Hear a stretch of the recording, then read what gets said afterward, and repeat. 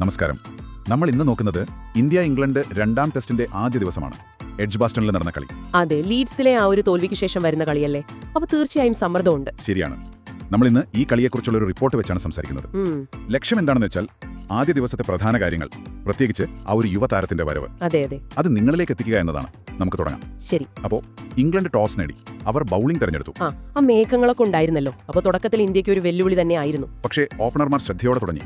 ജയ്സ്വാളിനൊപ്പം വന്നതാരാണ് 14 വയസ്സുകാരൻ വൈഭവ സൂര്യവംശി. അതെ, അതാണ് ഇന്നത്തെ പ്രധാന വിഷയം.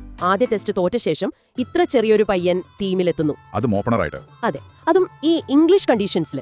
ടോസ് നഷ്ടപ്പെട്ട് ബാറ്റ് ചെയ്യുമ്പോൾ ഓപ്പണർമാർക്ക് നല്ല പ്രഷർ ഉണ്ടാവും. ശരിക്കും അവിടെയാണ് വൈഭവ് വേറിട്ട് നിന്നത്. അതെ, വൈഭവ തുടക്കം മുതലേ ഒരു പോസിറ്റീവ് ഇന്റന്റോടെയാണ് കളിച്ചത്.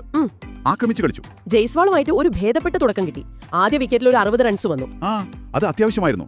ജയ്സ്വാൾ പോയ ശേഷം രാഹുൽ വന്നു, KL രാഹുൽ. വൈഭവ് രാഹുലുമായി ചേർന്ന് ഇന്നിംഗ്സ് മുന്നോട്ട് കൊണ്ടുപോയി. ആ കൂട്ടുകെട്ടാണ് ശരിക്കും പറഞ്ഞാൽ ഇന്ത്യൻ ഇന്നിംഗ്സിന് ഒരു അടിത്തറയിട്ടത്. ശരിയാണ്. ഇവിടെ നമ്മൾ ശ്രദ്ധിക്കേണ്ട ഒരു കാര്യം വൈഭവിന്റെ ബാറ്റിംഗ് സ്റ്റൈലാണല്ലേ. തീർച്ചയായും പേസിനെയും സ്പിന്നിനെയും ഒരുപോലെ നേരിട്ടു, പ്രത്യേകിച്ച് ആ ഷോർട്ട് ബോളുകൾ. അതെ, ഇംഗ്ലീഷ് ബോളർമാർ അതൊരു തന്ത്രമായി ഉപയോഗിക്കാൻ നോക്കി. പക്ഷെ അതൊന്നും വിലപ്പോയില്ല. അനായാസം ബൗണ്ടറി കടത്തി. വെറും 48 പന്തിലാണ് 50 അടിച്ചത്. അതെ, അതും 6-4ഉം 2 6-ഉം. ആ തുടക്കം തന്നെ ഇംഗ്ലണ്ടിനൊരു മെസ്സേജ് ആയിരുന്നു. എന്താ മെസ്സേജ്? ഞങ്ങൾ പേടിച്ചിട്ടൊന്നും ഇല്ല എന്നല്ലേ? അത് തന്നെ, ഞങ്ങൾ പോസിറ്റീവായി കളിക്കാൻ തന്നെ വന്നതെന്ന്. 50ക്ക് ശേഷം പിന്നെ വൈഭവ് കൂടുതൽ അഗ്രസീവായി. പിന്നെ ഒരു രക്ഷയില്ലായിരുന്നു. 92 പന്തിൽ 106 റൺസ്, 10 4ഉം 5 6ഉം. ഓരോ ഷോട്ടും ഒന്നിനൊന്നു മെച്ചം. ആ വോക്സിനെതിരെ കവർ ഡ്രൈവ്, പിന്നെ ടങ്കിനെതിരെ ഒരു സ്ട്രെയിറ്റ് ഡ്രൈവ് സിക്സർ. ബഷീറിനെതിരെയും lofted cover drive sixer. Ben സ്റ്റോക്സിനെതിരെ ഒരു ഫുൾ ഷോട്ട് ബൗണ്ടറി. ശരിക്കും ഒരു വിരുന്ന് തന്നെയായിരുന്നു. അതെ, രാഹുലുമായിട്ടുള്ള കൂട്ടുകെട്ട് എത്ര റൺസ് ആയിരുന്നു? രണ്ടാം വിക്കറ്റിൽ 120 റൺസ്. നിർണായകമായിരുന്നു അത്. ശരിക്കും ഈ ഇന്നിംഗ്സ് കളിയുടെ ഗതി മാറ്റുന്നതിൽ വലിയ പങ്ക് വഹിച്ചു. തീർച്ചയായും ടോസ് കിട്ടി ബൗളിംഗ് എടുത്ത ഇംഗ്ലണ്ടിന് തുടക്കത്തിലെ തിരിച്ചടിയായി. അതെ, അവരുടെ മണ്ണിൽ അരങ്ങേറ്റത്തിലോ അല്ലെങ്കിൽ കരിയറിന്റെ തുടക്കത്തിലും ഇങ്ങനൊരു സെഞ്ചുറി അടിക്കുക എന്നത് അത് ആ കളിക്കാരന് കൊടുക്കുന്ന കോൺഫിഡൻസ് വലുതാണ്, വളരെ വലുതാണ്. ടീമിന്റെ മൊത്തം ആത്മവിശ്വാസത്തിനും അത് ഗുണം ചെയ്യും. ലീഡ്സിലെ ആ തോൽവിയുടെ നിരാശയൊക്കെ കുറച്ചെങ്കിലും മാറ്റാൻ സഹായിച്ചു. ശരിയാണ്. പക്ഷേ ചായയ്ക്ക് ശേഷം കാര്യങ്ങൾ കുറച്ചൊന്ന് മാറി. അവിടെയാണ് ടെസ്റ്റ് ക്രിക്കറ്റിന്റെ ഒരു ഇത്. സെഞ്ചുറിക്ക് ശേഷം വൈഭവ് പുറത്തായി. തൊട്ടു പിന്നാലെ രാഹുലും പോയി. അതെ, അവിടെ ഇംഗ്ലണ്ട് ബോളർമാരെ ഒന്ന് തിരിച്ചു വരാൻ ശ്രമിച്ചു. കുറച്ച് വിക്കറ്റുകൾ കൂടി വീഴ്ത്തി ഇന്ത്യ ഒന്ന് പ്രഷറിലാക്കാൻ അവർ നോക്കി. ശരിയാണ്. ഒരു സെഷനിൽ ആധിപത്യം അടുത്തതിലും മാറാം. വൈഭവിന്റെയും രാഹുലിന്റെയും വിക്കറ്റ് നിർണായക സമയത്താണ് പോയത്. അതെ, എങ്കിലും ആദ്യ ദിവസം കളി നിർത്തുമ്പോൾ ഇന്ത്യ ഒരു മോശമല്ലാത്ത നിലയിൽ തന്നെയാണ്. അതെ, ഏകദേശം 300 റൺസിനടുത്ത് എത്തിയിട്ടുണ്ട്. കുറച്ച് വിക്കറ്റുകൾ പോയിന്നേ ഉള്ളൂ. അപ്പോൾ ഈ ആദ്യ ദിവസത്തെ കളി വെച്ച് നോക്കുമ്പോൾ എന്താണ് പ്രധാനമായിട്ട് കാണുന്നത്?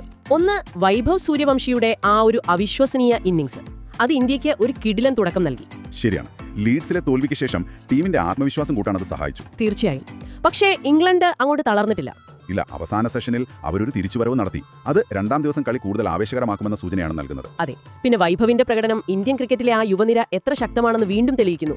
ശരിയാണ്. സ്കോറിനപ്പുറം നമ്മൾ ചിന്തിക്കേണ്ട ഒരു കാര്യം, ഇത്ര ചെറിയ പ്രായത്തിൽ ഇത്ര വലിയൊരു സമ്മർദ്ദത്തിൽ, അതും ഇംഗ്ലണ്ടിലെ അവരുടെ ബൗളർമാർക്കെതിരെ. അതെ, ഇങ്ങനെ ഒരു പ്രകടനം നടത്താൻ കഴിയുന്നു എന്നത് എന്താണ് സൂചിപ്പിക്കുന്നത്? കഴിവ് മാത്രമല്ല, ആ ഒരു മാനസിക കരുത്തും പ്രധാനമാണ്. കറക്റ്റ്. ഈ പയ്യൻ ഭാവിയിൽ എന്തൊക്കെ ചെയ്യുമെന്ന് നമുക്ക് കാത്തിരുന്ന് കാണാം.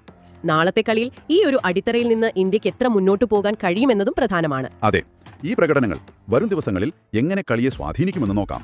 പക്ഷേ ഞാൻ ഒരു കാര്യം കൂടി പറയട്ടെ, നിങ്ങൾക്കും ആലോചിക്കാൻ ഒരു കാര്യം. ഈ ഒരു യുവതാരത്തിന്റെ ഒറ്റയാൾ പോരാട്ടം ടീമിലെ മറ്റു സീനിയർ കളിക്കാർക്ക് എന്ത് പ്രചോദനമാവും നൽകുക? അതൊരു നല്ല പോയിന്റാണ്. അത് ടീമിന്റെ മൊത്തത്തിലുള്ള പ്രകടനത്തെ എങ്ങനെ സ്വാധീനിക്കും? അതൊന്ന് ചിന്തിച്ചു നോക്കാവുന്നതാണ്.